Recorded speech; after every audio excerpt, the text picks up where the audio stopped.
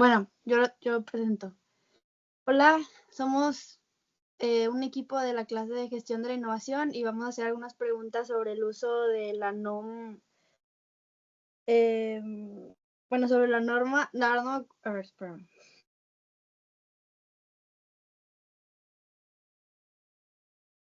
Sobre la NOM GT 001 IMNC 2007 y cómo la aplican en la empresa donde trabaja usted. Perfecto, un gusto. Si te puedes presentar, please, diciendo pues tu puesto, nombre y cuánto llevas ahí, todo esto. Claro, con todo gusto. Bueno, su servidor, Carlos Garza. Actualmente estoy como director de operaciones en el Holding Tony Corp acá en Ecuador. Y el Holding Tony Corp es parte de Arca Continental. Arca Continental es uno de los más grandes embotelladores del sistema Coca-Cola en el mundo, el segundo en Latinoamérica y aproximadamente el tercero o cuarto a nivel mundial. Es una embotelladora que tiene cerca de 96 años de existencia y opera actualmente en 5 países, que es Estados Unidos, México, Perú, Ecuador y Argentina. Arca Continental tiene 3 mercados verticales en los que atiende. El negocio principal es la parte de bebidas carbonatadas, que es todas las marcas de productos Coca-Cola. Tiene una división de snacks, que allá en Monterrey pues conocen ustedes la marca Bocados. Es parte de Arca Continental también. En Estados Unidos es Wise y acá en Ecuador es Inalexa y Carly Snacks. Y hay un tercer mercado vertical que atiende Arca Continental, que es la división de lácteos, en la que yo actualmente estoy desempeñándome acá en Ecuador, ¿verdad? Que hacemos todo lo que es lácteos de valor agregado, es decir, hacemos helados, hacemos yogur, leche saborizada, etcétera. Ok, bueno, y ya mencionaste pues prácticamente la historia de la empresa y a qué se Ujú. dedica. ¿Cuántos empleados tienes actualmente y con cuántos países operas? Sí, Arca O la empresa, Continental, sí, y correcto. O sí, sea, tú también. claro, Arca Continental tiene en total como unos 65,000 colaboradores aproximadamente. Y como te decía, operamos ahorita en 5 países, que es Estados Unidos, México, Ecuador, Perú y Argentina. Como Tony Corp, como Holding Tony Corp, operamos solo en Ecuador. Somos aproximadamente 3,500 colaboradores y atendemos el mercado de Ecuador, pero exportamos también nuestros productos a Estados Unidos y España actualmente. Ujú. Ok, ahora en línea de tiempo de innovaciones, ¿cuáles han sido los hitos más importantes en la historia de la empresa?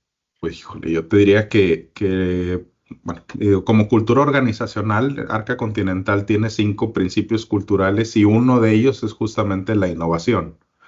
Esto quiere decir que todo lo que hacemos, pues en algún sentido tiene que estar relacionado también con un proceso innovativo. Consideramos que la innovación es una ventaja competitiva.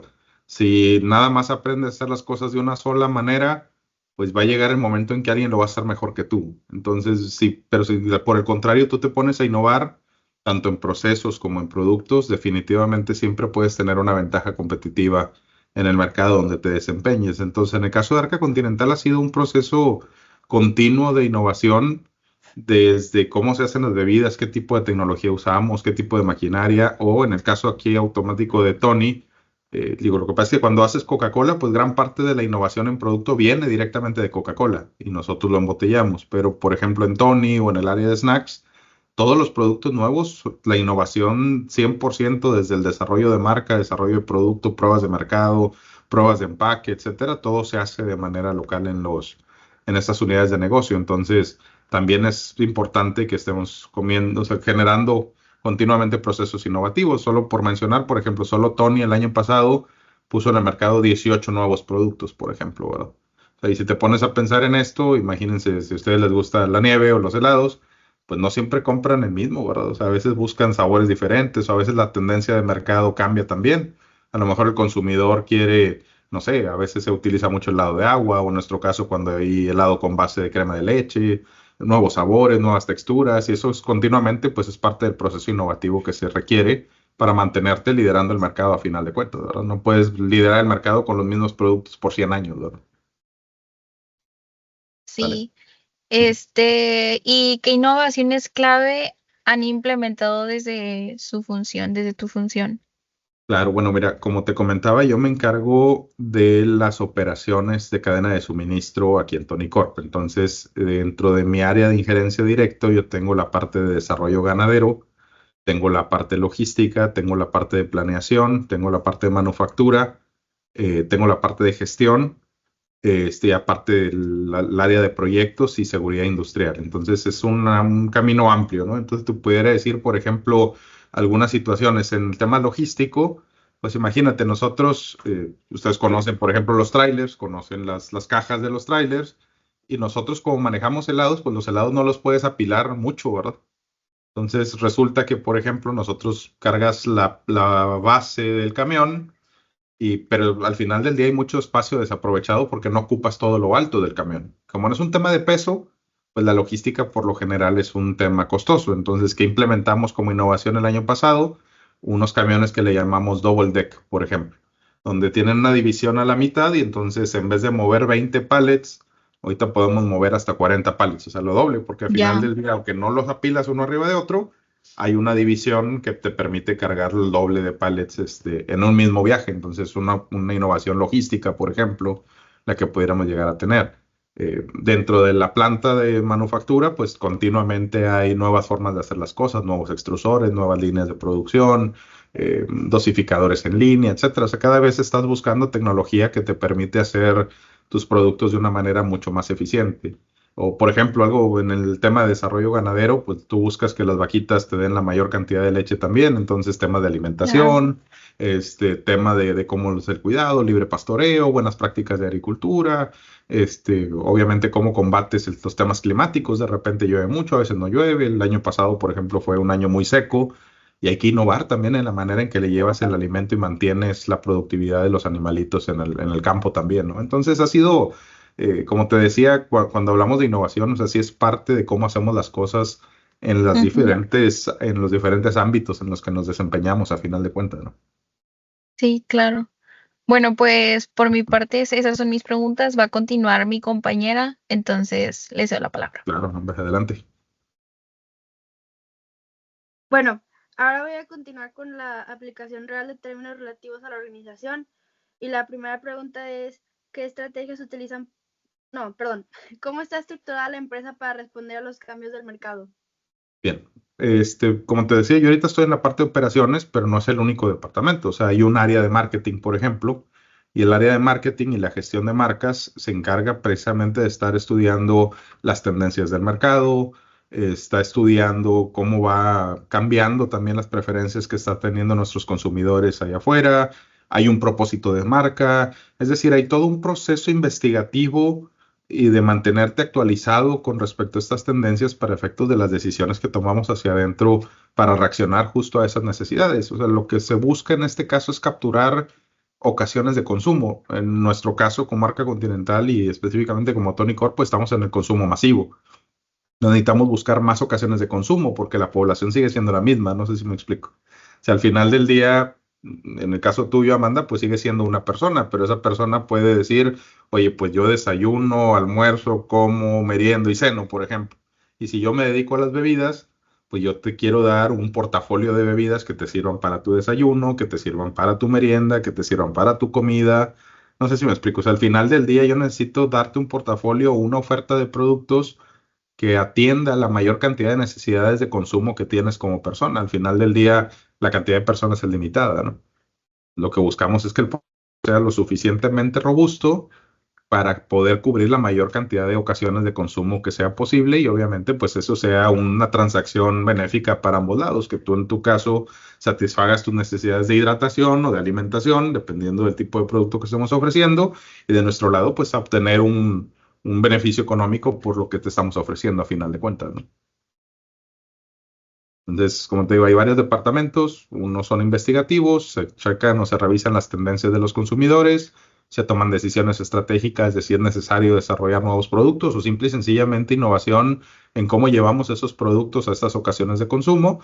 Y en el caso ya de la operación, que esa es mi responsabilidad directa, pues cómo hace realidad esos productos, ¿verdad? A final de cuentas.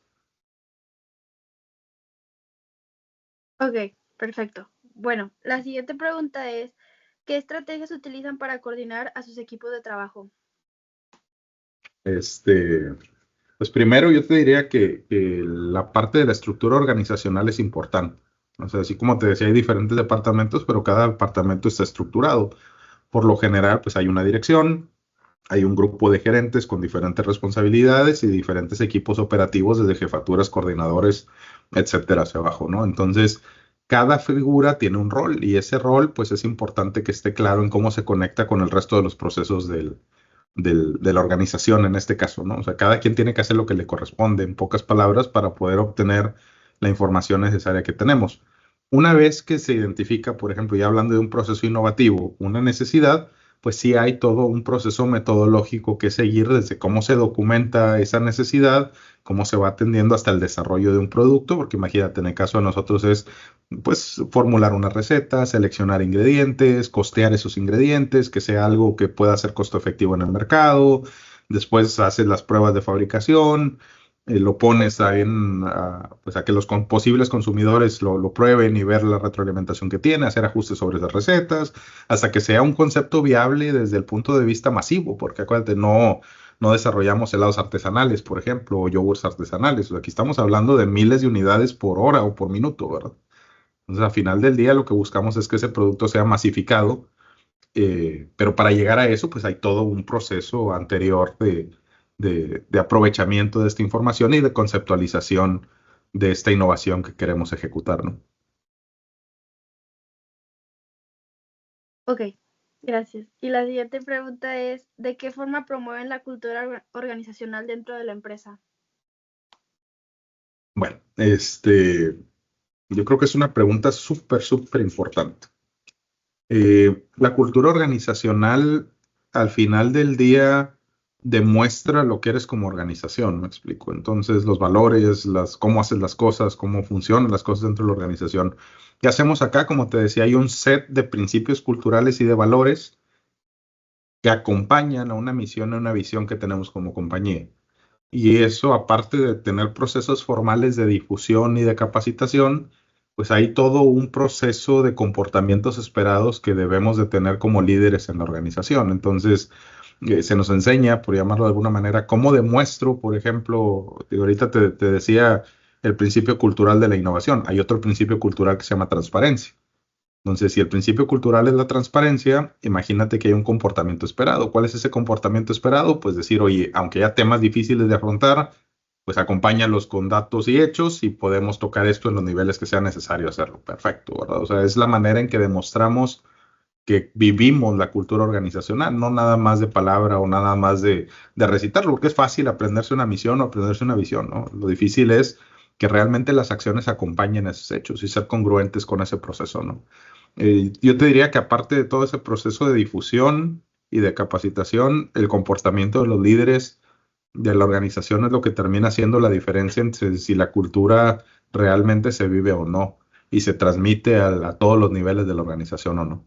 Es una responsabilidad grande. Ok, bueno, eso es todo sobre los términos relativos a la organización. Y ahora voy a pasar a la aplicación real de términos relativos a la gestión de la tecnología. Ya. Y la primera pregunta es, ¿qué tecnologías utilizan para optimizar sus procesos? Bueno, depende de qué tipo de proceso sea, pero por ejemplo, digo, por mi formación, pues te voy a hablar un poquito del tema electrónico y de la automatización, por ejemplo.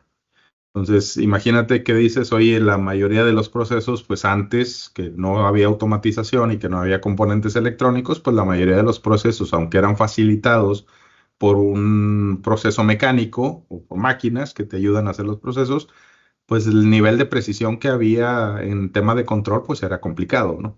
Ahora, conforme la tecnología ha ido avanzando, pues casi todos los controles son mediante sensores, casi todo tiene una retroalimentación de algún parámetro operativo, casi todo tiene una programación, casi todo tiene la facilidad de tener rangos mínimos y máximos de operación, entonces mucho más preciso la manera en que se controlan los procesos. Y eso al final del día te lleva a que haya más eficiencia y que haya menos mermas, por ejemplo, en los procesos o menos tiempos muertos. También genera otra complejidad, porque darle mantenimiento a los equipos electrónicos, pues no es sencillo tampoco, ¿verdad? Y es importante que podamos trabajarlo desde esa perspectiva. Ahora, ¿qué tipo de tecnologías? Bueno, por ejemplo, en el tema electrónico, pues utilizamos interfaces HMI, utilizamos PLCs, utilizamos SCADAs, tenemos plataformas de Internet de las Cosas, tenemos algunas iniciativas de cadena de suministro 4.0. Hay múltiples formas en que pudiéramos estar administrando todo este proceso desde el punto de vista de software, hardware y bueno, y ahorita también mucha fortaleza en la parte de ciberseguridad que cada vez se vuelve más importante en el control de procesos operativos, ¿no? Ok, muy bien. La siguiente es, ¿cómo gestionan la actualización tecnológica en la empresa? ¿Cómo gestionamos la actualización tecnológica en la empresa? Bien, siguiendo el mismo ejemplo, hay que reconocer algo. O sea, en el tema electrónico, casi todo tiene pues una vida útil esperada, por llamarlo de alguna manera, o un nivel de obsolescencia. Les voy a dar un ejemplo. Seguramente ustedes tienen un celular, ¿vale? Y resulta que a veces queremos tener la versión más nueva del celular, pero resulta que cuando la compramos, pues ya salió la otra versión más nueva del celular a final de cuentas, ¿no? Y aunque sigue funcionando el tuyo, realmente nunca estás actualizado al 100% en ese proceso. Aquí pasa lo mismo, o sea, todos los componentes tienen cierto nivel de obsolescencia y lo que tienes que hacer es tener un programa de eliminación de obsolescencia, no tanto de actualización tecnológica. O sea, al final del día la actualización tecnológica es difícil que la vayas a alcanzar. No puedes mantenerte al tope o si puedes decir, oye, yo hoy estoy actualizado, mañana ya no. Pero es diferente si dices, oye, mi estrategia va a ser que yo no tengo tecnologías que ya no sean soportadas, es decir, tecnologías que no sean obsoletas. Y eso sí se puede gestionar de una mejor manera. Porque normalmente como ocurre es que hay avisos de obsolescencia, decir, oye, ¿sabes qué? A partir de este momento esta versión de familia electrónica va a tener soporte tecnológico y de refacciones los siguientes 3 años, pero a partir de los siguientes 3 años ya no hay soporte sobre eso y tienes que cambiar a esta otra familia de equipo de componentes electrónicos. Perfecto. Entonces ahí lo que haces pues es empezar a gestionar el cambio. Obviamente siempre tienes que tener un catálogo de activos, cuántos componentes de esos que están en riesgo de obsolescencia tienes, cómo vas a hacer el reemplazo de programas y de hardware que estás teniendo ahí. Obviamente las inversiones que eso requiere son importantes también, pero al final del día normalmente te apoyas de un proceso de gestión, en este caso puede ser tipo software, en un plan de mantenimiento o plan de reemplazo de combate a obsolescencia en este caso, ¿no? Ok, muy bien. Mi última pregunta de este tema es, ¿qué herramientas digitales se emplean para mejorar la productividad? Como te comentaba, pues hay un montón de software, o sea, herramientas digitales como tal, la mayoría es temas de software, puede ser temas ERPs, o sea, como lo puede ser SAP, o sea, toda la parte de gestión administrativa pues se maneja en SAP, toda la parte de gestión de planes de mantenimiento igual se maneja en SAP, nada más en un módulo diferente. Tenemos plataformas digitales para la gestión energética de la planta, tenemos un conjunto de SCADAs para el control de procesos críticos. Usamos muchísimo Power BI, o sea, hay mucho tema de visualización de información en todo el ámbito, ¿verdad? No nada más operativo, en temas de comerciales también, ¿verdad? Temas de mercadeo, etcétera. O sea, todo eso tiene también sus respectivas herramientas digitales. Y en el caso de nosotros que hacemos la venta del producto allá afuera, pues también hay equipo digital que utiliza nuestra fuerza de ventas, ¿verdad? O sea, por ejemplo, usan handhelds o aplicaciones en el celular para capturar pedidos, gestionar retornos, ofrecer promociones al cliente, etcétera, ¿verdad? Ok, muchas gracias. Eso es todo por mi parte. Gracias, Amanda. ¿Qué tal, Carlos? Yo ¿Cómo estás, soy Roberto? muy bien, ¿y tú? Todo bien, gracias a Dios. Mira, yo te voy a preguntar de las aplicaciones reales, de los términos relativos en proyectos tecnológicos. Ok. Y quería ver si me podrías mencionar algún proyecto tecnológico reciente y el impacto que tuvo. Claro, mira, por ejemplo, el año pasado acá en el Ecuador tuvimos una grave crisis energética, es decir, la infraestructura para la generación de electricidad en el país tenía un déficit como de 1800 megas en el país. Entonces hubo muchos momentos, específicamente mayo y de octubre a mediados de diciembre, donde había cortes de electricidad diarios de hasta 14 horas. Entonces imagínate, estás de repente aquí en el trabajo y de repente pues tocaba que se iba la luz y por 8 horas, 10 horas, 12 horas no había luz. Y lo mismo pasaba en las casas, ¿eh? Era un tema muy, muy complicado. Entonces, el año pasado nos tocó construir una planta de autogeneración eléctrica, que garantizara que pudiéramos ser autónomos en generar la suficiente cantidad de energía para la operación de nuestra planta, independientemente de si el gobierno puede o no suministrar esa energía eléctrica, para nuestra industria. En este caso, acuérdate que nosotros estamos ahorita en la planta en la que estoy, pues es industria láctea, entonces pues la leche no la puedes tener sin enfriar, por ejemplo, ahora se te echa a perder. O los helados, imagínate un helado sin electricidad, pues se te derrite, ¿no?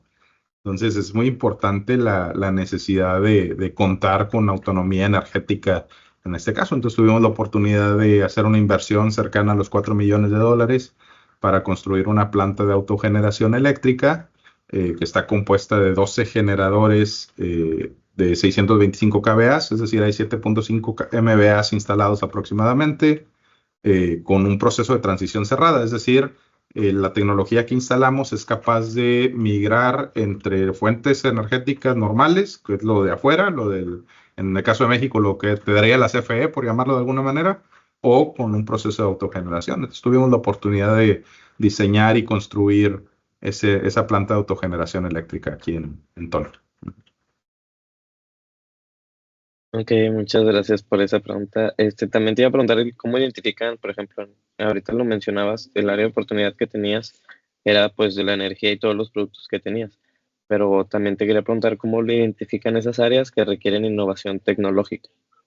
Correcto. Mira, como te digo, hay muchas motivaciones para la innovación. O sea, olvidemos, digo, esto es algo crítico, ¿no? Aquí era o lo construyes o no operas, ¿verdad? O sea, digo, yo creo que no hay mucha ciencia en decir por qué necesito la planta de autogeneración, ¿verdad? O sea, pero, por ejemplo, si estás hablando de un proceso productivo, tú puedes decir, oye, el proceso productivo no es tan eficiente, a lo mejor mecánicamente es poco eficiente, o a lo mejor genera muchas mermas, o a lo mejor genera muchas fallas de calidad.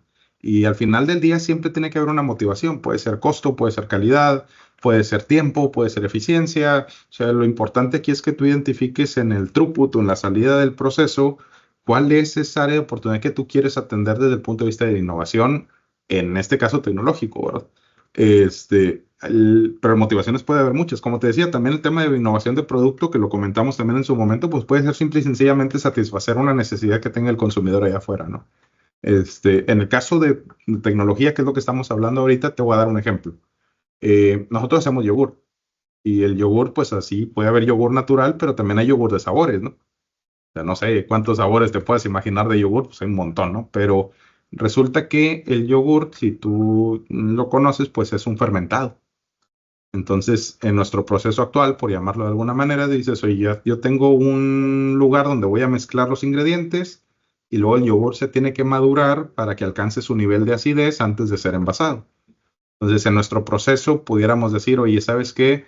Yo hoy hago los batches, es decir, cada proceso de cada sabor lo mezclo y luego lo mando a un tanque a madurar y luego lo voy y lo envaso allá. Perfecto, pero resulta que tengo que llenar muchos sabores.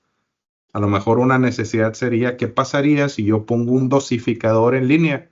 Y decir, yo aquí siempre maduro mezcla blanca, por llamarlo de alguna manera, y a través de un proceso de dosificación en línea, puedo hacer muchos sabores en menos tiempo. Y ese proceso sería mucho más eficiente, tendría mucho menos mermas, pudiera aprovechar de mejor manera los activos que tengo instalados. O sea, siempre hay que identificar, o sea, aquí la recomendación, Roberto, siempre sería estudiar tu proceso, ver las áreas de oportunidad que tiene el proceso y ver si a través de alguna innovación tecnológica pudieras generar ese mejoramiento en ese proceso como tal, ¿no? Puede ser máquina, puede ser de método, puede ser hasta de cómo hacemos las cosas en términos humanos también, ¿verdad?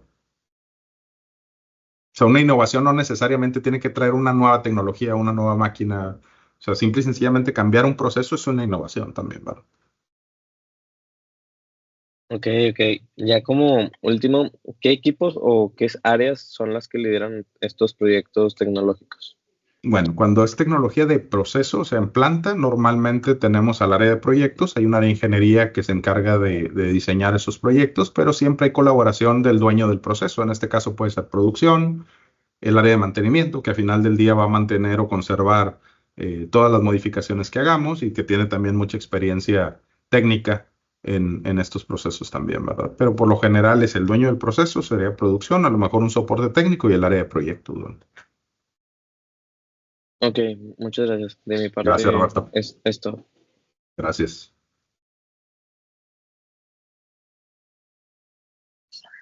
¿Sí me escucho?